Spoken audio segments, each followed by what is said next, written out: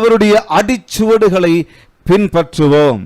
சொல்லமா, அவருடைய அடிச்சுவடுகளை பின்பற்றுவோம் என்று சொல்லி போன வாரத்தில் ஒரு அருமையான சீரிஸை நாம் ஆரம்பித்தோம். அவருடைய அடிச்சுவடுகளை, அவருடைய பாத சுவடுகளை, அவர் எப்படியெல்லாம் நடந்தார், அவர் எவ்வளமெல்லாம் நமக்கு வழிகாட்டிட்டு போனாரு, எப்படியெல்லாம் எனக்கு ஒரு ரோல் மாடலா இருந்தாரு, எப்படியெல்லாம் எனக்கு ஒரு முன்மாதிரியா இருந்தாரு, அதை எல்லாவற்றையும் நானும் நீங்களும் கடைபிடிக்கணும் அப்படின்னு சொல்லி தான் அவர் ஆசைப்படுறாரு.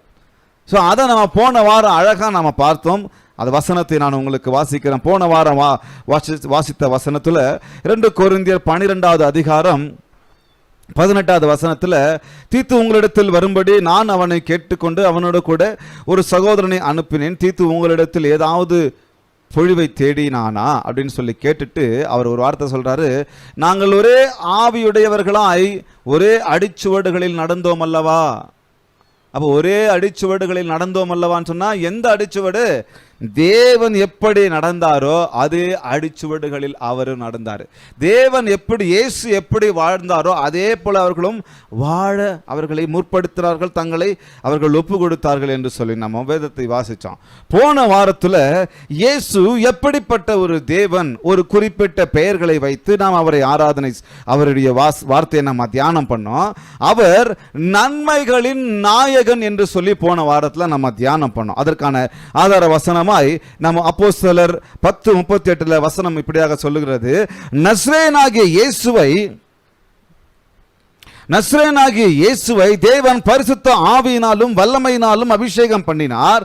தேவன் அவருடனே கூட இருந்தபடியினால் அவர் நன்மை செய்கிறவராய் சுற்றி திரிந்தார். கரங்களை தட்டலாமா? எப்படி சுற்றி திரிந்தார்? நன்மை செய்கிறவராய் அவர் சுற்றி திரிந்தார். அதற்காக நம்ம ஒரு பேரு, அவர் பேர் நன்மைகளின், நீங்க சொல்றீங்களா, நன்மைகளின் நாயகன். அவர் நன்மைகளின் நாயகன். ஆக நானும் நீங்களும் நன்மைகளை செய்கிறவராகவே இருக்கணும் சொல்லி ஆண்டவர் விரும்புகிறார். அவர் எப்படி நன்மைகளை செய்தாரோ அதே அடிச்சுவடுகளை நானும் நீங்களும் பின்பற்ற வேண்டும் என்று சொல்லி ஆண்டவர் பார்த்தார். ஆக ஏன் நாம் நன்மை செய்ய வேண்டும் என்று சொல்லி அநேக காரியங்களை பார்த்தோம். ஏன் நான் நன்மை செய்யணும், நான் சீக்கிரமா உங்களுக்கு போயிடுறேன். நன்மை செய்கிறவன் தேவனால் உண்டாயிருக்கிறான். ஹல்லேலூயா. ஏன் நன்மை செய்யணும்? நன்மை செய்கிறவன் யாரால உண்டாயிருக்கிறான்? தேவனால் உண்டாயிருக்கான். வசனங்களை நீங்கள் உங்களுக்கு போன வாரம் எழுதியிருப்பீங்க. ஸோ நான் அதை சொல்ல உங்களுக்கு எனக்கு நேரம் இல்லை. நம்ம அடுத்த மெசேஜுக்கு போகணும். அடுத்ததாக, நன்மை செய்யாவிட்டால் அது எனக்கு பாவமாயிருக்கு. எவ்வளோ பெரிய விஷயம்! நன்மை செய்யாவிட்டால் அது எனக்கு என்னவாயிருக்கு?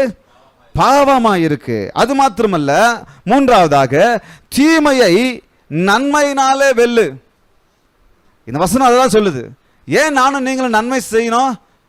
தீமையை நன்மையினாலே வெல்லு. அழகா போன வாரம் நம்ம தியானம் பண்ணோம். ஏதோ எனக்கு யாரோ ஏதோ ஒன்று செய்கிறாங்க, அவங்க என்ன செய்கிறாங்களோ அதையே நான் செய்யாம, பழி வாங்காம, அதற்கு பதிலாக ஆண்டவர்கிட்ட விட்டுறணும். அதற்கு பதிலாக நான் என்ன பண்ணணும்?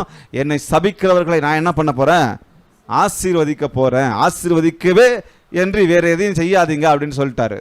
அப்போ நான் எனக்கு யார் என்ன துரோகம் செஞ்சாலும், என்ன தீமை செய்தாலும் அதையே நான் செய்யாமல், பழிவாங்கக்கூடிய காரியங்களை செய்யாமல், அதற்கு மாறாக நான் அவர்களை ஆசீர்வதிக்கவும் நீங்களும் வெல்ல முடியும். ஹல்லேலூயா. ஆக நன்மை செய்யணும் அப்படின்னு சொல்லி, நன்மை செய்யவே, நான்காவதாக, நன்மை செய்யவே நானும் நீங்களும் படைக்கப்பட்டிருக்கிறோம்.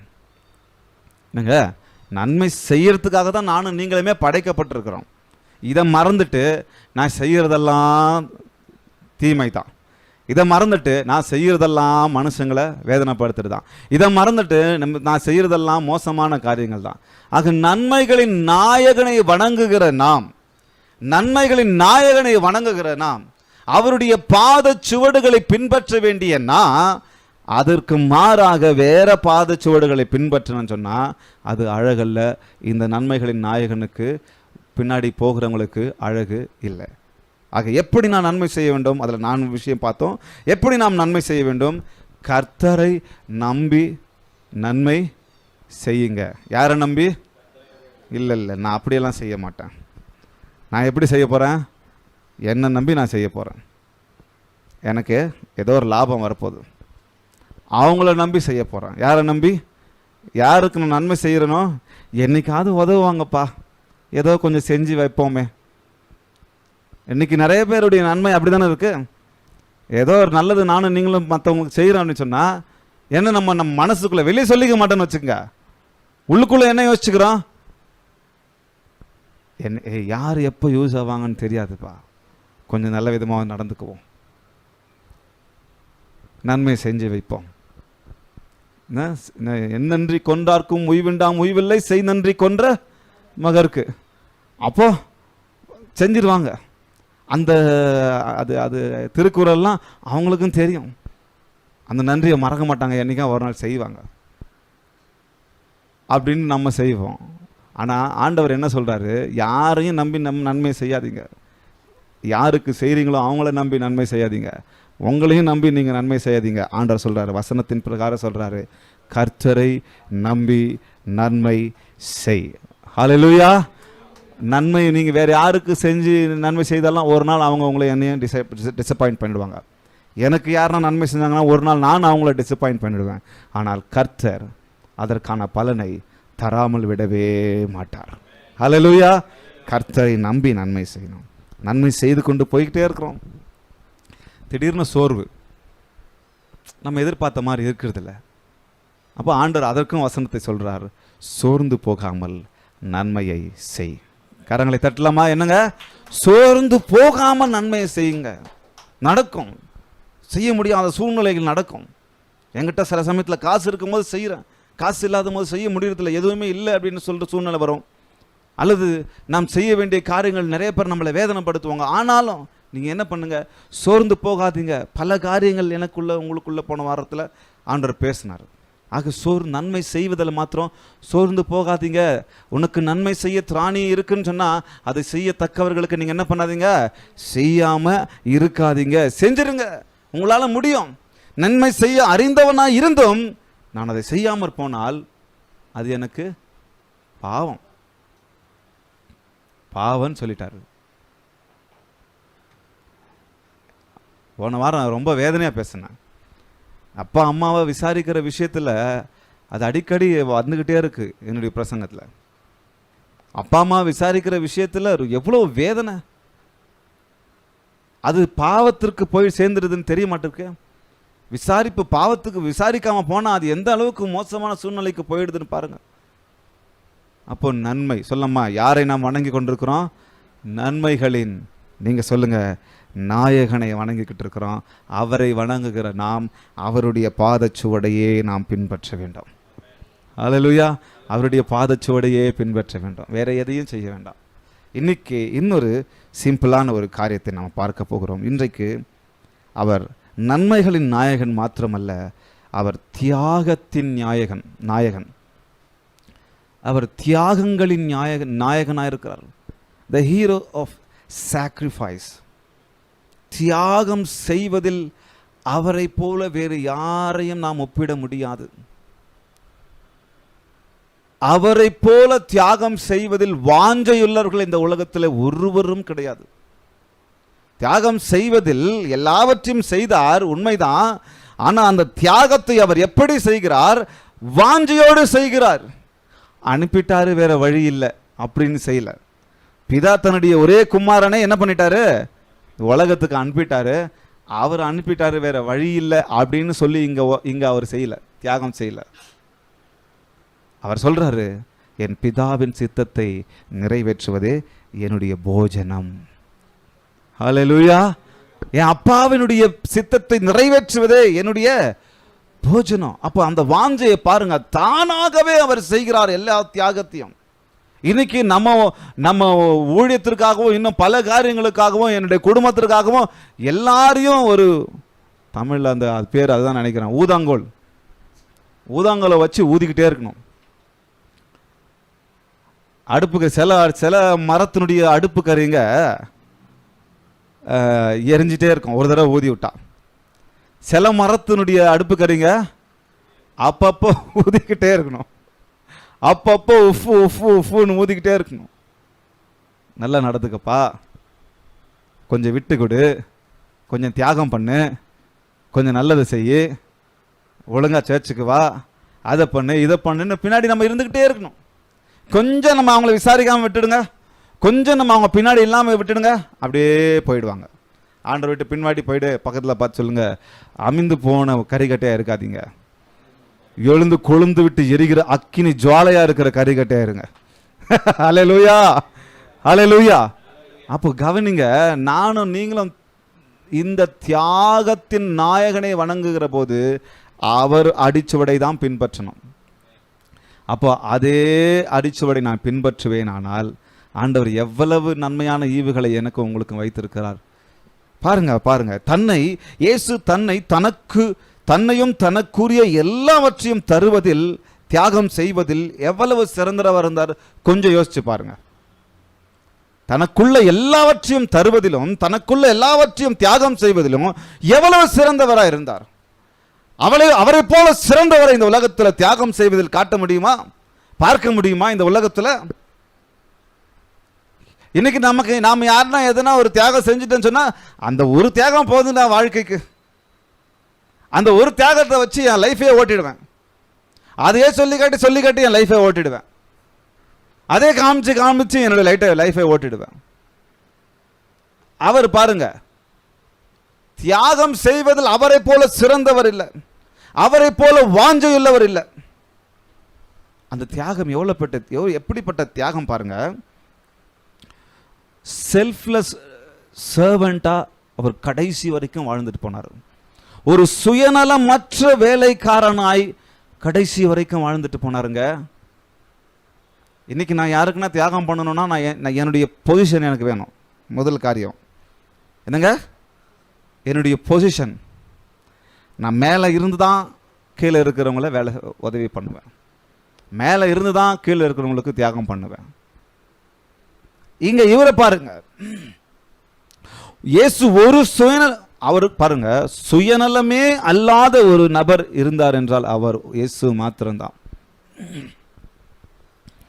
சுயநலமற்ற ஒரு வேலைக்காரனாக அவர் கடைசி வரைக்கும் எனக்கு உங்களுக்கும் வாழ்ந்துட்டு போனார். தன்னை எதற்காக தேவன் அனுப்பினாரோ அந்த வேலையை மிக சரியாக முடித்தவர் இந்த இயேசு ஒருவர் மாத்திரம்தான். இந்த உலகத்தில் எவ்வளவு பெரிய ஊழியக்காரனா இருக்கட்டும், எவ்வளவு பெரிய ஆளா இருக்கட்டும், எவ்வளவு பெரிய மிஷனரியா இருக்கட்டும், எவ்வளவு பெரிய ரெவரண்டா இருக்கட்டும், நீங்க பார்த்து வியக்கிறவங்கள யாரா இருக்கட்டும், நீங்க பார்த்து அவங்கள இன்ஸ்பயர் பண்ற யாரா இருக்கட்டும், ரோல் மாடலா நீங்க வச்சிருக்கிறவங்க யாரா இருக்கட்டும், எங்கேயாவது ஒரு இடத்துல விலகி இருப்பாங்க, எங்கேயாவது அடிச்சுவடில் மாற்றம் உண்டாயிருக்கும். எல்லாரையும் சேர்த்து சொல்றேன், என்னையும் சேர்த்து சொல்றேன், எல்லாரையும் சேர்த்து சொல்றேன். ஆனால் ஒரு அடி கூட, ஒரு அடியையும் ஒரு பாதச்சுவடியிலும் பிசகாமல் வாழ்ந்தவர் இந்த இயேசு ஒருவர் மாத்திரம்தான். அப்போ செல்ஃப்லெஸ் சர்வெண்டா மாறிட்டாரு. எந்த சர்வெண்டா மாறிட்டாரு? வெறும் சர்வெண்டா இல்ல, செல்ஃப்லெஸ் சர்வெண்ட், சுயநலமற்ற ஒரு வேலைக்காரனா. இன்னும் கீழே போகணும்னு சொன்னா வசனம் சொல்லுது, அவர் அடிமையின் ரூபத்தையும் எடுத்து விட்டார். அடிமையின் ரூபம் எடுத்து தம்மை தாமே வெறுமையாக்கி எல்லாவற்றையும் எனக்கு உங்களுக்கும் செய்கிறார். அவர் தன் ஸ்தானத்தை குறித்து கவலை கொள்ளவே இல்லை. தன்னை எந்த அளவுக்கு தாழ்த்த முடியுமோ அந்த அளவுக்கு அவர் தம்மை தாழ்த்தி கொண்டே இருந்தார். எனக்கு பெரிய ஸ்தானத்திற்கு அவர் ஆசைப்படவே இல்லை. வசனம் சொல்லுகிறது, மத்தேயு 20:28 வசனம் சொல்லுகிறது, அப்படியே மனுஷகுமாரனும் ஊழியம் கொள்ளும்படி வராமல் என்ன செய்ய வந்தாங்க? ஊழியம் செய்யவும் அநேகரை மீட்கும் பொருளாக தம் ஜீவனை கொடுக்கவும் வந்தார். கரங்களை தட்ட மாட்டீங்களா இந்த வார்த்தைக்கு? எதற்காக வந்திருக்காரு? இன்னைக்கு எனக்கும் உங்களுக்கும் தேவைப்படுறது என்ன? போஸ்ட் தான் தேவை. இந்த தியாகத்தின் நாயகனை பின்பற்றுகிற எனக்கும் உங்களுக்கும் இன்னைக்கு தேவைப்படுறது போஸ்ட் தான். My position is very very important. நான் பாஸ்டர், அதான் இம்பார்ட்டண்ட்டாக இருக்குது. இப்போ நான் பெரிய ஆளு, அதுதான் இம்பார்ட்டண்ட்டாக இருக்குது. நான் தீர்க்கதரிசி, அதுதான் இம்பார்ட்டண்ட்டாக இருக்குது. நான் பெரிய பாடகன், நான் பெரிய வர்ஷிப் லீடர், இதுதான் இம்பார்ட்டண்டா இருக்கு. இங்க பாருங்க, இந்த உலகத்தை ரட்சிக்க வந்த இந்த இயேசு அவர் என்ன சொல்றாரு? நான் ஊழியம் கொள்ளும்படி வரல, எனக்கு ஊழியம் செய்யுங்க, எனக்கு ஊழியம் செய்யுங்க, எனக்கு ஊழியம் செய்யுங்க அப்படின்னு சொல்லிக்கொள்ள நான் வரல, அதற்காக நான் வரல. நான் என்னை ஒரு வேலைக்காரனாக தாழ்த்தி, நான் என்னை அடிமையின் ரூபம் எடுத்து உங்களுக்கு வேலை செய்ய வந்தேன்ப்பா. அப்ப இவரை பின்பற்றுகிறவர்கள் யார் என்று நீங்க பார்த்துக்குங்க, நான் பார்த்துக்கணும். பாருங்க, நீங்க அப்படியே நம்ம எல்லாரையும் பாருங்க, ஆவிக்குரிய வாழ்க்கையில சபைகளில் பாருங்க, யார் யார் யாரை பின்பற்றுறாங்க. சபையில் இன்னைக்கு என்ன நடந்துகிட்டு இருக்குது? முந்தின நாள் ஒருத்தர்கிட்ட பேசிக்கிட்டு இருந்தேன், இது தெரிஞ்ச விஷயம்தான். அவர் ஆதாரத்தோட சொல்றாரு, போன மாதம் எலெக்ஷன் நடந்தது, அந்த எலெக்ஷனை விட இந்த எலெக்ஷன் மோசம் அப்படின்றாரு. சபைகளில் நடக்கிற எலெக்ஷன் மோசம். என்னங்க, வெளியில் இருக்கிற அரசியல் எலெக்ஷனே பரவாயில்லை, இங்க சபையில் நடக்கிற எலெக்ஷன் மோசத்திலையும் மோசம். உங்களுக்கு தெரியுமா? பணம் கொடுத்து வாங்குறாங்க பொசிஷனை. பாப்பா, ஒரு சில ப்ரொசீஜர் இருக்குது. பாஸ்டர் பட்டம் எடுக்கணும், சுவிசேஷகர் பட்டம் எடுக்கணும்னு சொன்னால் ஒரு ஸ்தாபனத்திற்கு அடியிலிருந்து நம்ம அதை வாங்கணும். ஏன்னா நம்ம ஊழியம் பண்ணுறோம். ஸோ அதற்கான ஆதார அட்டைகள் அதெல்லாம் நமக்கு தேவை, ஐடி கார்டு, ஐடி விஷயங்கள் இதெல்லாம் நமக்கு தேவை, அதை நம்ம வாங்கணும், ரெவரண்ட் இதெல்லாம்.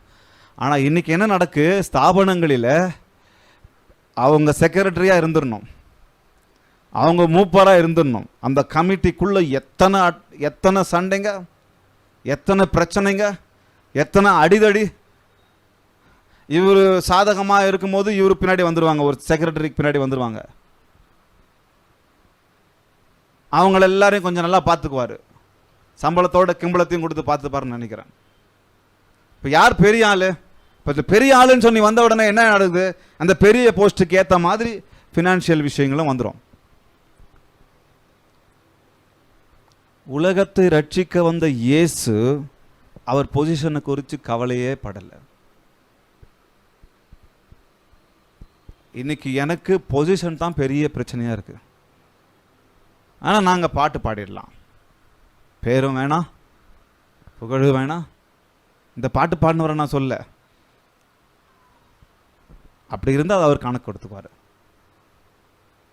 பேரும் வேணாம், புகழ வேண்டாம், இயேசு மாத்திரம் போதும். கொஞ்சம் யோசிச்சு பாருங்க, யாரை நாம் வணங்குகிறோம்? தியாகத்தின் நாயகன். யாரை நாம் வணங்குகிறோம்? செல்ஃப்லெஸ் சர்வெண்ட், சுயநலமற்ற ஒரு வேலைக்காரனாய் தன்னை தாழ்த்தின இந்த இயேசுவை வணங்குகிறோம். மத்தேயு 20 ஏன் இந்த வசனத்தை அவர் தெரியுமா கோட் பண்ணார்? ஏன் தெரியுமா இந்த வசனத்தை அவர் சொன்னார்? இந்த வார்த்தை ஏன் சொன்னார்? அப்படியே மனுஷகுமாரனும் ஊழியம் கொள்ளும்படி வராமல் ஊழியம் செய்யும்படி வந்தாருன்னு சொன்ன. ஏன்னா ஒரு அம்மா வராங்க, ஒரு ஃபேமிலி வருது, 2 பேரை கூட்டிட்டு வராங்க. ஒருத்தர் இயேசுக்கிட்ட வந்து கேட்குறாங்க, ஏசப்பா கிட்ட வந்து கேட்குறாங்க. என்ன கேட்குறாங்க? ஒருத்தர் 2 பசங்க இருக்கிறாங்க, ஒருத்தன் வலது பாரிசத்திலும் இன்னொருத்தன் இடது பாரிசத்திலும் இருக்கணும். அப்போ அங்கே சில கான்வர்சேஷன்ஸ்லாம் போதும்.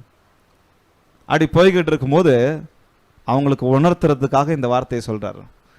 பா, நீ என் பக்கத்தில் உட்கார்ற, இங்கே உட்கார்ற அப்படின்னு சொல்கிற, நான் வந்துக்கிறதே எதுக்கு தெரியுமா? நான் இந்த இடத்துல வந்திருக்கிறது எதுக்கு தெரியுமா? எதுக்கு?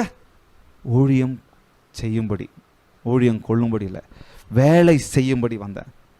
வேலை செய்ய வச்சுக்கிறதுக்கு இல்லை. நீங்கள் எடுத்து வாசிங்க மத்தேயு 20:28 27வது வசனத்தில் எவ்வளோ அழகாக சொல்கிறார் பாருங்க. இந்த தியாகத்தின் நாயகன், செல்ஃப்லெஸ் சர்வெண்ட், உங்களில் எவனாகிலும் முதன்மையாக இருக்க விரும்பினால், அடிச்சாரா ஒரு அடி? உங்களில் எவனாகிலும் முதன்மையானவனாய் இருக்க விரும்பினால் அவன் என்ன பண்ணணும்? அவன் உங்களுக்கு முதலாவது என்ன பண்ணணும்? ஊழியக்காரனா இருக்கணும். 26வது வசனத்தை வாசிங்க. உங்களுக்குள்ளே அப்படி இருக்கலாகாது. எப்படி இருக்கலாகாது? போஸ்ட்டை காமிச்சிக்காதீங்க. போஸ்ட் தான் பெருசு, அதுதான் பெருசு, இவன் பெருசு, அவன் பெருசு, அது இல்லை. இங்க என்ன சொல்றாரு? 26வது வசனத்துல, உங்களில் எவனாகிலும் பெரியவனாய் இருக்க விரும்பினால் அவன் உங்களுக்கு பணிவிடைக்காரனாக இருக்க கடவன். இந்த வார்த்தையை சொல்றாரு, உங்களில் எவனாகிலும் முதன்மையா இருக்க விரும்பினால் அவன் உங்களுக்கு ஊழியம் செய்ய கடவன் சொல்லிட்டு அதன் பிறகு அவரை தன்னை எப்படி ஒப்பு கொடுக்கிறார் பாருங்க. இன்னைக்கு இதை நம்ம கத்துக்கணும் ஆண்டவர்கிட்ட. வேலைக்காரனாயிரு ஆனா இவர் பாசாவே இருப்பாரு. கவனிக்கிறீங்களா? நீ வேலைக்காரனாயிரு, நீ அதை பண்ணு, நீ இதை பண்ணு, நான் அதை பண்ண வைக்கிறேன். ஆனா இவர் என்ன பண்ணுவாரு? கடைசி வரைக்கும் பாசாவே இருப்பாரு. ஆனா இந்த இயேசு எவ்வளவு அழகா தன்னை தாழ்த்துறாரு பாருங்க, எவ்வளவு அழகா தன்னை தியாகம் செய்யறாரு பாருங்க. தன்னுடைய பொசிஷன் எவ்வளவு பெருசுங்க, மகிமையான பரலோகம். அதை யாரால விவரிக்க முடியும்? இந்த ஒரு நாள்ல அந்த பரலோகத்தில் அவர் சிங்காசனத்தை விவரிக்க முடியுமா? அந்த சிங்காசனத்திற்கு ஈடாக இந்த உலகத்தில் ஏதாவது காரியம் ஈடாகுமா? அந்த மகிமையான பரலோகத்தை விட்டு என் பாவத்தை மன்னிக்க, என்னை ரட்சிக்க அவர் அங்கே இறங்கி வந்துட்டாரு. நம்ம கிட்ட இருக்கிற இந்த குட்டி சொல்ற இந்த ஒருத்தர் சொல்லுவார், இந்த பிஸ்கெட்டு சிங்காசனத்துக்கெல்லாம் ஆட்டம் போட்டுக்கிட்டு உட்காந்துட்டு இருக்கோம். சாதாரண பிஸ்கட் சாப்பிட்டா முடிஞ்சிடும். இருக்கிற வாழ்க்கையில் என் பொசிஷன் முக்கியம் கிடையாது, இந்த தியாகத்தின் நாயகனின் அடிச்சுவடை பின்பற்று தான் முக்கியம். அப்போ நம்ம பாருங்க, நம்ம சிங்காசனம் நமக்கு முக்கியம், என் கிரீடம் எனக்கு முக்கியம். சபைக்கு வந்தால் ஆராதனை பண்ணுறதும் எப்படி ஆராதனை பண்ணுவாங்க? சட்டை கலையாமல் ஆராதனை பண்ணுவாங்க. அப்படியே அப்படியே நின்றுடுவாங்க. புடவை கலையாமல் ஆராதனை பண்ணுவாங்க, லிப்ஸ்டிக் கலையாமல் ஆராதனை பண்ணுவாங்க. அதெல்லாம் போட வேணாம்னு நான் சொல்ல, போடணும்னு சொல்ல. இன்னைக்கு எந்த அளவுக்கு மோசமாக போயிட்டு இருக்குது கிறிஸ்தவ உலகம். ஆண்டவர் சொல்றாரு, அவனை பார்த்து சொல்லிட்டாரு, இவனை பார்த்து சொல்லிட்டாரு, நீ பெரியவனா இருக்கிறியா, பணிவிடக்காரனா இருன்னு சொல்லிட்டாரு.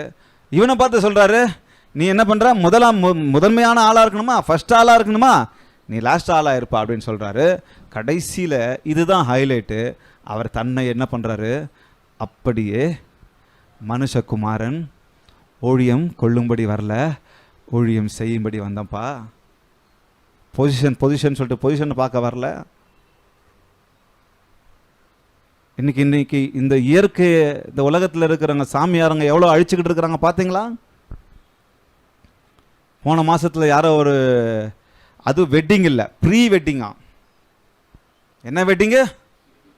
Pre wedding. வெட்டிங்கே ஆகல, ப்ரீ வெட்டிங்குக்கு என்ன கூத்து பண்ணாங்க தெரியுமா?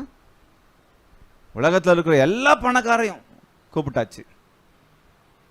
அந்த ப்ரீ வெட்டிங் நடத்துறதுக்கு எனக்கு சரியா ஞாபகம் இல்லை, 3000 ஏக்கரை காட்டுல அழிச்சாங்களாம். எப்படி இருக்கு பாருங்க சாதாரண ப்ரீ வெட்டிங்க்கு. இன்னைக்கு சாமியாருங்க மடத்தை ஆரம்பிச்சிருக்கிறாங்க. சாமியார் துறவி என்னால பேர் என்ன, எல்லாத்தையும் திறந்துட்டு போறவன்.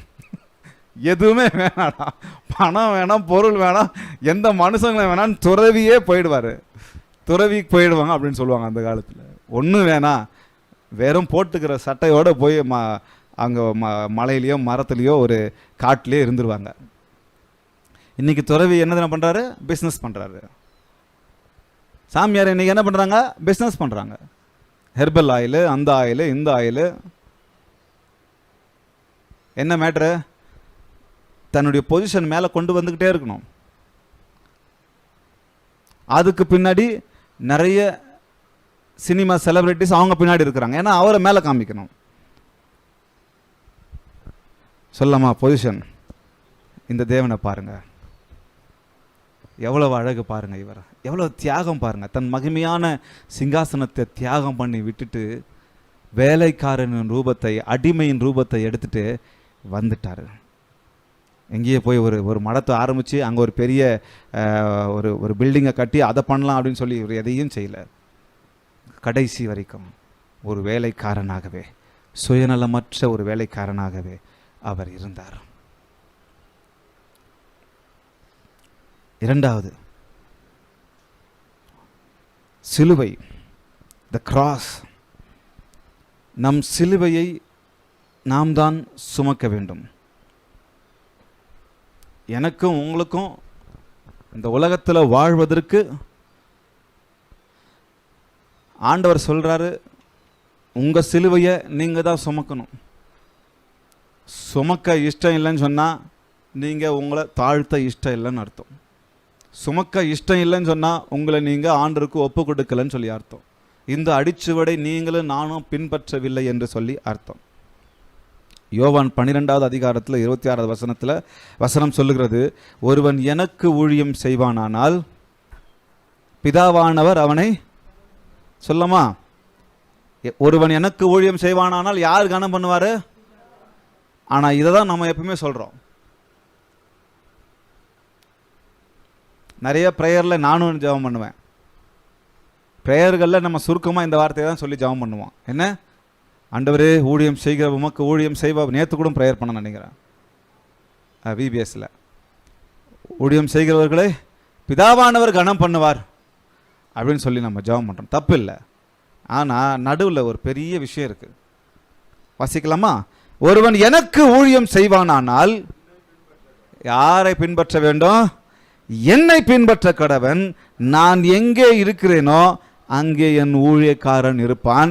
அதுக்கு பிறகுதான் சொல்றாரு, ஒருவன் எனக்கு ஊழியம் செய்வானானால். யார சொல்றாரு? பிதாவானவர். இப்ப இந்த பின்பற்றுவதெல்லாம் எனக்கு தேவையில்லைப்பா. எனக்கு தேவையானது கனம் மாத்திரம்தான். உங்களுக்கு பின்பற்றணும்னா நான் என்ன பண்ணணும்? முதல்ல என் சிலுவையை நான் சுமக்கணும். அது கொஞ்சம் கஷ்டம். பக்கத்தில் பார்த்து சொல்றீங்களா? என்னங்க, சண்டே நைட்டு யாரும் 2 மணிக்கெல்லாம் தூங்காதீங்க. சாட்டர்டே நைட்டு இங்கே வந்து தூங்குவீங்க.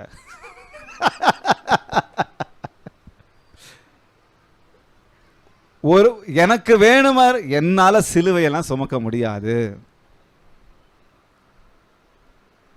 ரொம்ப கஷ்டம் அந்த சிலுவையை சுமக்கிறது. உங்க மேல என் மேல விழுந்த விஷயம் அது. நேற்றுக்கு பேசிக்கிட்டு இருக்கும்போது ஒரு தம்பி சொல்றாப்புல, உனக்கு பசி எடுத்தா நீ தான் சாப்பிடணும், எனக்கு பசி எடுத்தா நான் தான் சாப்பிடணும். அது சாதாரண விஷயம்தான். ஆனா திடீர்னு டைமிங்ல சொன்னாப்புல. இப்போ ஏன் சிலுவை நான் சுமக்கிறது தான் இவன் பெரிய பிரச்சனையாவே இருக்கு. பசி எடுத்தா நான் சாப்பிட்றோம்ப்பா, அது பெரிய விஷயம் இல்லை. பசி தானே, வயிற்றுக்கு என் வயிற்றுக்கு எவ்வளோ வேணுமோ நான் தள்ளிக்குவேன், நான் கொட்டிக்குவேன். ஆனால் சிலுவை சுமக்கிறது தான் இப்போ பெரிய பிரச்சனையாக இருக்கு. சிலுவை சுமக்கிறதுனா என்ன? சுயத்தை வெறுப்பது. சிம்பிள் விஷயம். சுயநலமற்ற வேலைக்காரன் யாரு? ஏசு அப்படி ஆயிட்டார் அப்படின்னு சொன்னால், என் சுயத்தை நான் அறவே வெறுத்துடணும். சுயம் இல்லைன்னு சொன்னால் நான் சிலுவை சுமக்கிறேன்னு அர்த்தம்.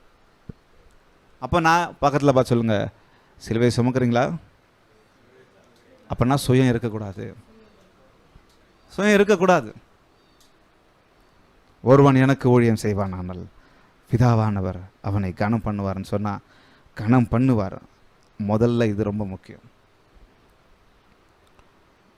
ஒருவன் என்னை பின்பற்றி வர விரும்பினால் அவன் தன்னைத்தான் வெறுத்து, மத்தேயு 16:24 ஒருவன் என்னை பின்பற்ற வர விரும்பினால் அவன் தன்னைத்தான் வெறுத்து தன் சிலுவையை எடுத்துக்கொண்டு என்னை பின்பற்ற கடவன். தன்னைத்தான் வெறுக்கணுங்க, தன்னைத்தான் வெறுக்கணுங்க. இன்னொரு தடவை சொல்லட்டுமா? தன்னைத்தான் வெறுக்கணும். அப்போ என்ன அர்த்தம்?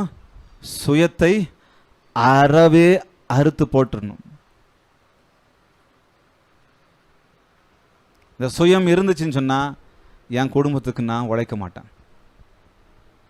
என் குடும்பத்தை நான் பார்த்துக்க மாட்டேன்.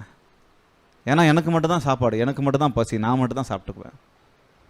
இன்றைக்கி அப்படி இருக்கிற அவங்க குடும்பத்தில் நிறைய பேர் பெத்த பிள்ளைய கனவோடு வளர்ப்பாங்க, நாளைக்கு என் பிள்ளை என்னை காப்பாற்றுன்னு சொல்லி.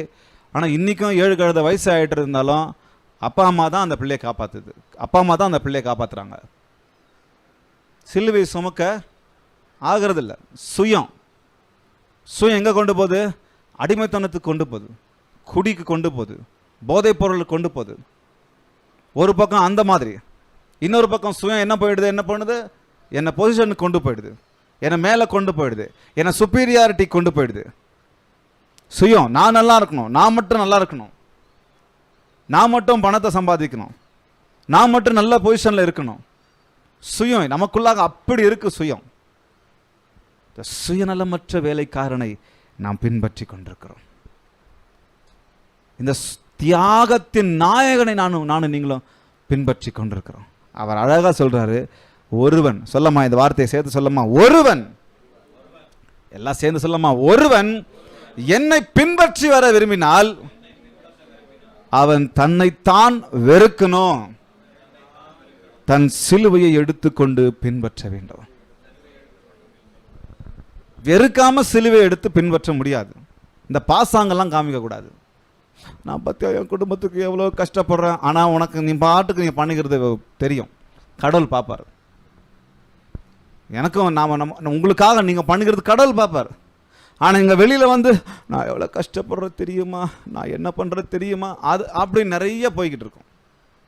பாசாங்க காமிச்சிக்கிட்டு இருப்போம், சாக்கு போக்கு சொல்லிக்கிட்டு இருப்போம். என்னால் முடியல தெரியுமா, என்னால் வேலை செய்ய முடியல, என்னால் படிக்க முடியல, என்னால் அதை பண்ண முடியல, என்னால் இதை பண்ண முடியல.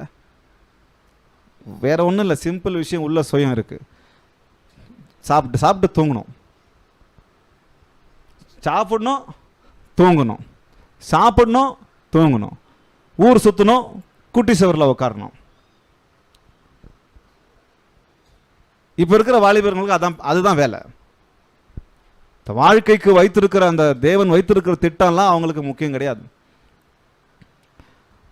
என்ன சொல்லுவாங்க ஆங்கிலத்தில் ஒரு வார்த்தை சொல்லுவாங்க, வலி இல்லைன்னா வெற்றி இல்லை, நோ பெயின் நோ கெயின். இப்போ இவருக்கு கெயின் மட்டும்தான் முக்கியம், வெற்றி மட்டும்தான் முக்கியம், வலியெல்லாம் எடுக்கக்கூடாது. நோகாமல் நோம்பு கும்பிட முடியுமா?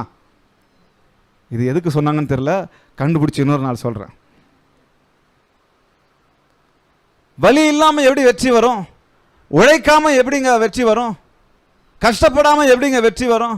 சிலுவையை சுமக்காம, சுயத்தை வெறுக்காம எப்படி என்னால் உங்களால் வாழ முடியும்? தேவனுக்கு உகந்த வாழ்க்கை எப்படி என்னால் உங்களால் வாழ முடியும்? இன்னைக்கு சர்ச்சில் நெப்போட்டிசம் இருக்கிறதுக்கு காரணம் என்ன? நெப்போட்டிசம்னு உங்களுக்கு புரியுதா? குடும்பம் அரசியல். என்ன காரணம்? சுயம் வெளிப்பட்டு இருக்குது.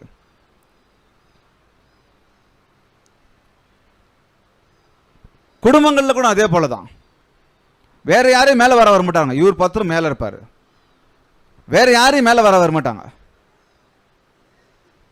எல்லாரையும் உயர்த்தணும். இப்போ பிரதர் போன வாரம் 2-3 கொண்டு வந்தார் ஃப்ரெண்ட்ஸை. அவர் ஒரு வாரத்தை சொன்னார், எப்படியாவது அவங்கள மேலே கொண்டு வந்துடணும். ஒரு மாதத்துக்கு முன்னாடி 2 பேரை கொண்டு வந்தார், அவங்க ரிலேட்டிவ். எப்படியாவது அவங்கள மேலே கொண்டு வந்துடணும், அது வரைக்கும் அவன் பின்னாடி இருக்கணும். எப்படி இருக்குது? அப்போ எவ்வளோ பேர் அந்த மாதிரி இருக்கிறாங்க. இப்போ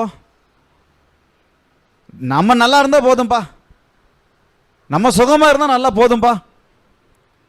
சொல்லம்மா, என்ன இன்னைக்கு கொஞ்சம் சீரியஸாக முகத்தை பார்க்குறீங்க? சீரியஸாக இருக்கா? என்னப்பா நீ சீரியஸாக பேசுகிற, சீரியஸாக இருக்கான்னு கேட்குற வேறு கேள்வி. சொல்லம்மா, சுயம்.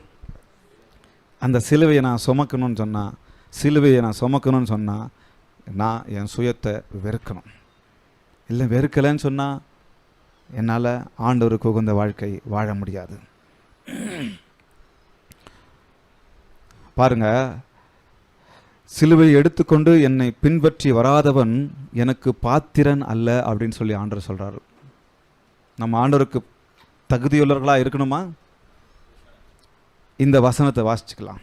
மத்தேயு 10:38 தன் சிலுவையை எடுத்துக்கொண்டு என்னை பின்பற்றாதவன் எனக்கு பாத்திரன் அல்ல.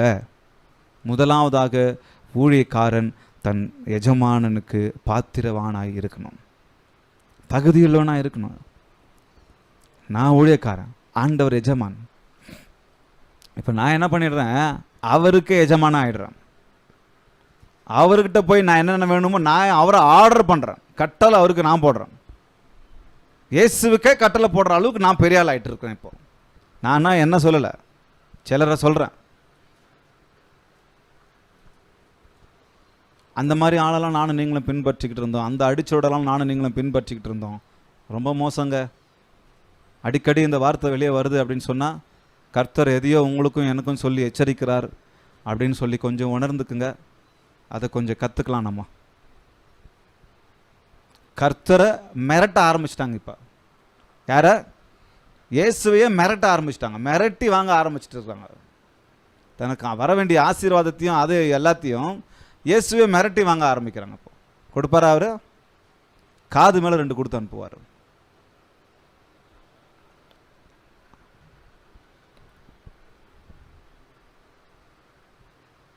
நிறைய பேர் சிலுவை சுமக்கிறதுக்கு ஆயத்தம் இல்லை. ஏன்னா சுயத்தை வெறுக்கிறதுக்கு அவங்க ஆயத்தமாக இல்லை, விட்டு கொடுக்கறதுக்கு ஆயத்தமாக இல்லை.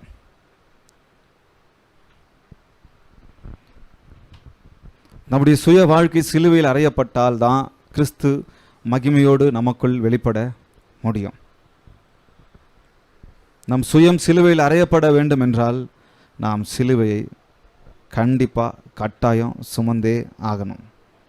கலாத்தியர் 2:20 வசனம் சொல்லுகிறது, கிறிஸ்துவுடனே கூட சிலுவையில் அறையப்பட்டேன்.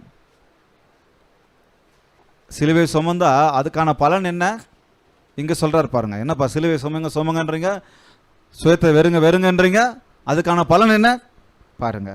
சிலுவையில் அறையப்பட்டேன், ஆயினும் பவுல் சொல்றாரு பிழைத்திருக்கிறேன். சிலுவையில் அறையப்பட்டேன், ஆயினும் பிழைத்திருக்கிறேன். இனி நான் அல்ல, கிறிஸ்துவே எனக்குள் பிழைத்திருக்கிறார். யார் எனக்குள்ளாக பிழைச்சிருக்கிறாங்க? ஆண்டவர்.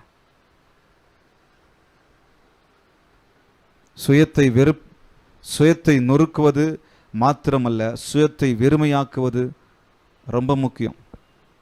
நம்மை வெறுமையாக்குவது முக்கியம். எனக்கிட்ட ஒன்றும் இல்லைப்பா. இப்போ நம்ம சாட்சி சொல்ல கூப்பிடுறோம் அப்படின்னு சொன்னால், ஒன்று அவங்க புராணத்தை பாடுவாங்க, நான் அங்கே ஏறணும் இங்கே ஏறணும், இந்த பஸ் ஏறணும் அந்த பஸ் ஏறணும்னு சாட்சிக்கு வருவாங்க. இல்லை பாஸ்டர் புராணத்தை பாடுவாங்க, பாஸ்டர் ஜெபம் பண்ணார் பிரதர் ஜெபம் பண்ணாருன்னு பாடுவாங்க. இல்லை சர்ச்சை குறித்து பேசுவோம், இந்த சர்ச்சைக்கு வந்து அந்த சர்ச்சைக்கு வந்து அது நடந்தது இது நடந்தது. அங்கே கடைசியில் சரி சொல்லிட்டு போவோமே கர்த்தர் பேரை, இயேசு ஸ்தோத்திரம். வெறுமை ஆக்கிடணும். சொல்லும் போதெல்லாம் ஆண்டவர் வார்த்தையை மாத்திரதா, ஆண்டவர் நாமத்தை மாத்திரம் தான் சொல்லணும். விஷயத்தை சொல்லி கிறிஸ்பன் கிளியராக விஷயத்தை சொல்லி கர்த்தர் இந்த ஜெபத்தை கேட்டார். சபை ஜெபம் பண்ணது, கர்த்தர் ஜெபத்தை கேட்டார். இன்னைக்கு அது ஒரு பெரிய ட்ரெண்ட் ஆயிடுச்சு. இன்னைக்கு சாட்சி சொல்கிறேன் சாட்சி சொல்கிறேன்னு சொல்லி சபை ராஜ்யத்தை கட்ட ஆரம்பிச்சிட்டோம். ஆண்டவர் ராஜ்யத்து கிடையாது, சபை ராஜ்யத்தை கட்ட ஆரம்பிச்சிட்டோம். இன்னைக்கு அத்தனை மணி நேரம் ஜெபம், இத்தனை மணி நேரம் ஜெபம். விஷயம் என்ன? ஒரு பெரிய சாதனை படைக்கணும். சாதனை படைக்கவா என்ன உங்களை இங்கே கொண்டு வந்தார்? சுவிசேஷத்தை சொல்ல கொண்டு வந்தார்.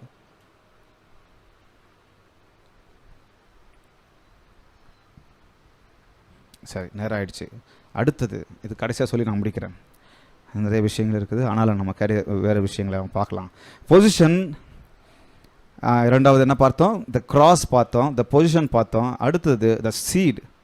பாருங்க, அழகாக ஒரு விஷயத்தை ஆண்டவர் விவரிக்கிறாரு. கோதுமை மணியானது யோவான் 12வது அதிகாரத்தில் 24வது வசனத்தில் அழகாக ஒரு வசனத்தை சொல்கிறாரு.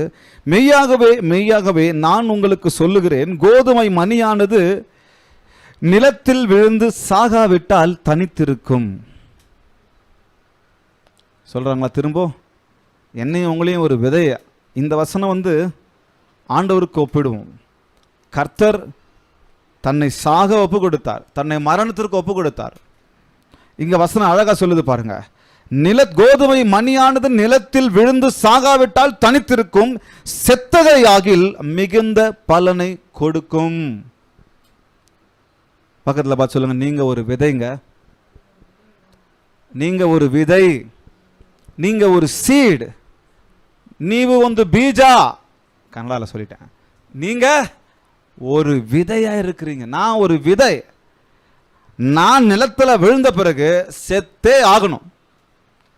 என்னை உடைக்க கொடுத்தே ஆகணும், என்னை உருமாற்ற கொடுத்தே ஆகணும், என்னை சீர்படுத்த கொடுத்தே ஆகணும், என்னை மாற்ற என்னை அழிக்க விட்டு கொடுத்தே ஆகணும். அப்படி நான் விட்டு கொடுக்கல அப்படின்னு சொன்னா, நான் சாகலன்னு சொன்னா தனித்து தான் இருப்பேன். புரியுதா எனக்கு உங்களுக்கும்? நான் தனியாக தான் இருப்பேன். நாம் அநேகருக்கு ஆசீர்வாதமாய் அநேகருக்கு பிரயோஜனமாய் நான் இருக்கணும்னு சொன்னால் என்னை நான் சாக கொடுக்கணும். அதுக்கு சிறந்த உதாரணம் இந்த தியாகத்தின் நாயகன் தான். அவர் எப்படி கொடுத்தாரு? தன்னை முழுவதுமாய் ஒப்பு கொடுத்துட்டார். சிலுவை மரணத்தில், அதாவது சிலுவை மரணத்தில் கடைசி பரியந்தம் தன்னை என்ன பண்ணாரு? விட்டு கொடுத்துட்டாரு, தாழ்த்திட்டாரு, அவர் இறந்தார். இன்னைக்கு நான் வாழ்ந்துகிட்டு இருக்கிறேன். ஹல்லேலூயா. இன்னைக்கு நான் ஜீவனோடு போய்கிட்டு இருக்கிறேன். இன்னைக்கு நான் பெலனோடு போய்கிட்டு இருக்கிறேன். இன்னைக்கு நான் சமாதானத்தோடு போயிட்டு இருக்கிறேன். எதனால? அவர் தனித்திருக்கவில்லை, அவர் தன்னை சாக ஒப்பு கொடுத்தார். நான் சாக மாட்டேன்ப்பா அப்படின்னு ஒரு வார்த்தை சொல்லியிருந்தார்னா இன்னைக்கு இந்த உலகம் ரட்சிப்புக்குள்ள வந்திருக்குமா? அவர் ஏற்றுக்கொண்டவர்கள் ரட்சிப்புக்குள்ள வந்திருக்குமா? அப்போ நான் மட்டும் அவரை பின்பற்ற நான் மாத்திரம், அவருடைய அடிச்சுவடுகளை பின்பற்றுகிற நான் மாத்திரம் என்ன பண்றோம்? சாக ஒப்பு கொடுக்கறதே கிடையாது. சாக நான் ஒப்பு கொடுக்கலன்னு சொன்னா, என்னை விட்டு கொடுக்க ஒப்பு கொடுக்கலன்னு சொன்னா, என்னை அழிக்க நான் என்னை விட்டு கொடுக்கலன்னு சொன்னா, விதை அப்படியே திமிரு பிடிச்ச மாதிரி நின்றுகிட்டு இருக்கு. இல்லை, நான் போக மாட்டேன், உள்ள போக மாட்டேன். கொஞ்சம் யோசிச்சு பாருங்க. விதை சொல்லுது வாயை திறந்து, நான் உள்ள போக மாட்டேன், உள்ள போனா நான் என்னை விட்டு கொடுக்கணும், அது விழுந்து வெளியே வரணும், ஐயோ நான் அழிஞ்சு போயிடுவேன் அப்படின்னு ஒரு விதை சொல்லுமா? ஆனால் அதை தான் நானும் நீங்களும் செஞ்சுக்கிட்டு இருக்கிறோம். விதை இதை தான் செஞ்சுக்கிட்டு இருக்கோம். விட்டு கொடுக்கறதே கிடையாது. ஏம்மா சர்ச்சுக்கு வரல? அந்த பிரச்சனை, இந்த பிரச்சனை, அந்த பிரச்சனை. சர்ச்சுக்கு வாமா, சர்ச்சுக்கு வாங்கன்னு சொல்கிறது இங்கே ஆளை கூடுறதுக்கு இல்லை, உங்களுக்கு ஆசீர்வாதம் ஆகிறதுக்கு தான், எனக்கு ஆசீர்வாதம் ஆகிறதுக்கு தான். அப்போ சர்ச்சுக்கு வரீங்கன்னா ஒவ்வொரு வாரமும் உங்களை பார்ப்போம், ஒவ்வொரு வாரம் இது மாதிரி வார்த்தைகள் கிடைக்கும், ஆண்டவர் உங்களை தேற்றுவார். உங்களை போல அநேக விசுவாசிகள் இந்த இடத்துல இருக்கிறாங்க. ஒரு கிறிஸ்தவ சமுதாயத்தில் பழக முடியும். ஒரே குண்டு சட்டிக்குள்ளே நீங்கள் இருக்க மாட்டீங்க. ஓ, இந்த பிரச்சனை இவங்களுக்கெல்லாம் இருக்கா, அப்போ என்னுடைய பிரச்சனையும் ஆண்டவர் மாற்றுவார் அப்படின்ற ஒரு பெரிய நம்பிக்கை வரும்.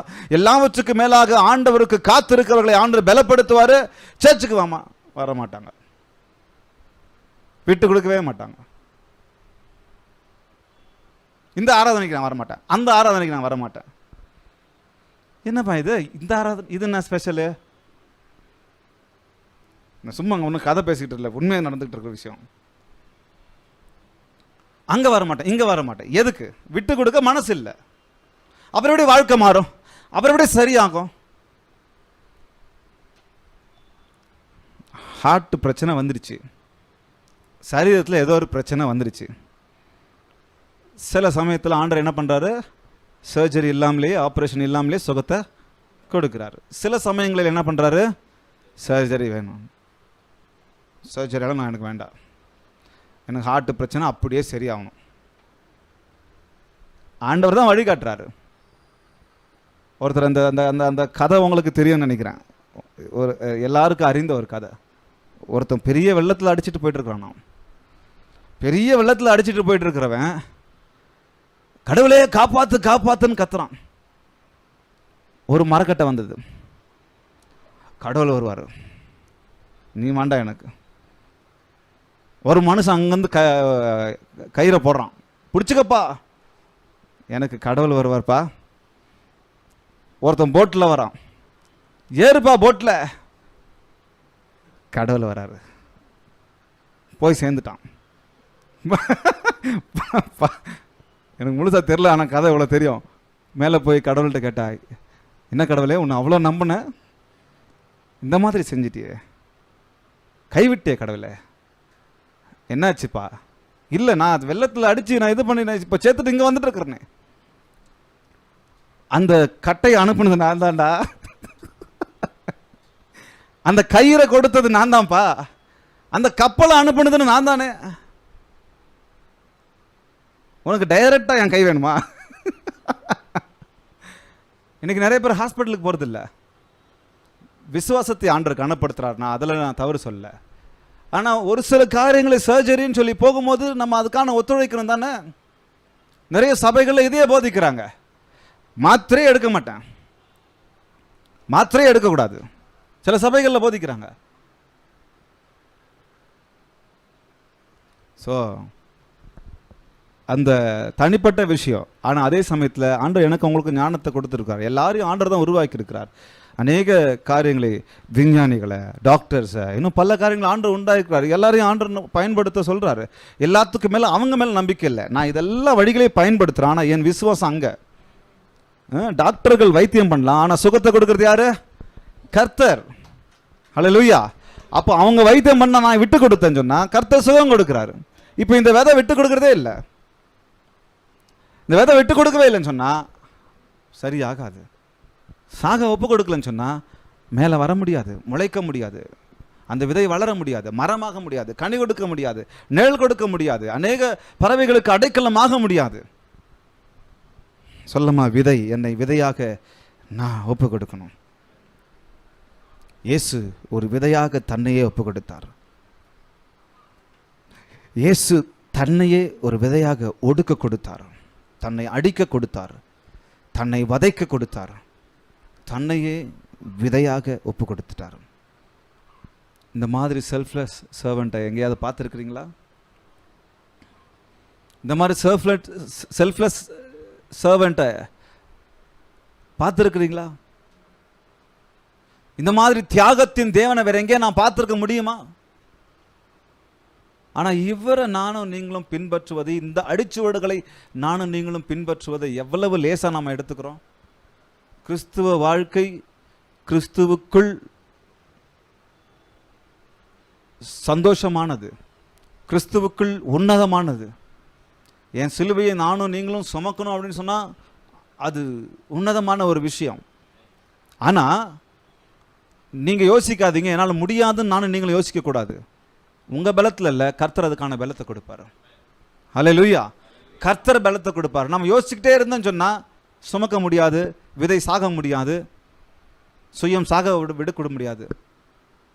கொடுத்துடலாம், ஒப்பு கொடுத்துடலாம், என்ன நடக்கட்டும் என் கர்த்தர் பார்த்துருவார். விதை தன்னை ஒப்பு கொடுக்கலன்னு சொன்னால் கஷ்டம். குடும்பத்தில் தலைவன், தலைவி, வீட்டில் இருக்கிற ஒவ்வொரு நபரும் தன் குடும்பத்திற்காக தியாகமாய் விட்டு கொடுத்தே ஆகணும், தியாகம் செய்யணும். கணவன் மனைவிக்கு வேலைக்காரன், மனைவி கணவனுக்கு வேலைக்காரனாக இருக்கணும்.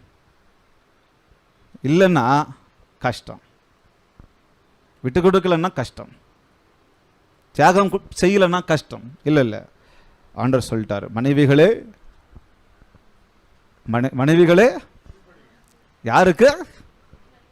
உங்கள் சொந்த புருஷனுக்கு கீழ்ப்படிங்க. ஐ ஆம் த பாஸ் ஆஃப் த ஹவுஸ். நான் தான் பாஸ், என் பாச்சு கேட்டே கேட்கணும். தட்டுவார், கொஞ்சம் தலைமையில் தட்டிட்டு இருப்பா கொஞ்சம் அப்படின்னு சொல்லுவார். மனைவி என்ன பண்ணணும்? தன் கணவனோடு இசைந்து இருக்கணும். தன் கணவனை என்ன பண்ணணும்? என்னவா பண்ணுறது? நான் பொதுவாக பார்த்து பேசுகிறேன். அப்போ கவனிக்கணும், இதெல்லாமே ரொம்ப அவசியமான டீச்சிங்ஸு. மனைவிகளை கனம் பண்ணுங்கன்னு சொல்லிட்டு ஒரு ஆண்டு சொன்னார். ஆமாம், நான் பாருங்கள், அவள் கல்யாணம் பண்ணும்போது 25 கேஜி இருந்தா, அது 50 கேஜி இருந்தா, இப்போ 75 கேஜி ஆகிருக்கிறா. நிறைய கனம் பண்ணியிருக்கிறேன். அந்த கணத்தை சொல்லலை ஆண்டவர். புருஷர்கள் மனைவியை எல்லா விதத்திலும் கனம் பண்ணணும், மனைவி எல்லா விதத்திலும் கணவனுக்கு கீழ்ப்படியணும். சரிங்க. ஆனால் ஒரு இடத்துல ஒரு தலை வைப்பார். என்ன? குடும்பத்துக்கு யார் தலைவர்? அல்டிமேட்டாக ஆவிக்குரிய விஷயத்தில் கர்த்தர் தலைவர். ஆனால் அவர் தலைவராக இருந்து ஒரு தலைவரை வீட்டில் வச்சிருக்கிறார். யார்? கணவனை. அப்போ என்னையா நீ தலையாக வைக்கலன்னு போய் நம்ம வேறு யாரும் கேட்கக்கூடாது, குறுக்கு கொஸ்டின்லாம் கேட்கக்கூடாது. செய்கிறத சொல்கிறத செஞ்சிடணும். ஹல்லேலூயா. இதெல்லாமே ஆண்டவருக்குள்ளே அடங்குது, ஆண்டவர் வார்த்தைக்குள்ளே அடங்குது. ஸோ ஆண்டவர் ஒவ்வொரு இடத்துலையும் ஒவ்வொரு தலைமையை வைத்து நடத்துகிறார். சொல்லமா, பொசிஷன் முக்கியம் இல்லை, கிராஸை சுமக்கிறது தான் முக்கியம். ஹல்லேலூயா. சுயத்தை வெறுப்பது தான் முக்கியம். நான் கடைசியாக என்னை விதையாக ஒப்பு கொடுப்பது தான் முக்கியம். நான் சாக ஒப்பு கொடுக்கலன்னு சொன்னால் நான் கிறிஸ்துவுக்குள்ளே வாழ முடியாது. ஹல்லேலூயா.